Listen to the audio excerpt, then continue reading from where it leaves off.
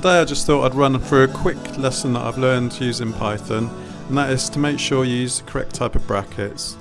It's easy to get mixed up between the parentheses, the square brackets and the curly braces, and sometimes you end up using the parentheses when working with lists, which is quite confusing.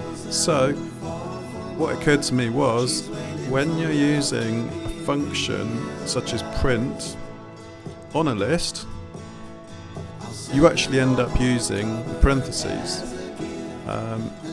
That's because the parentheses apply to the function print, and the list is just inside the parentheses. So the list has already been defined and it's been set up. So use the parentheses and don't worry about the square brackets, even though you're printing a list which, when you created it, you used the square brackets.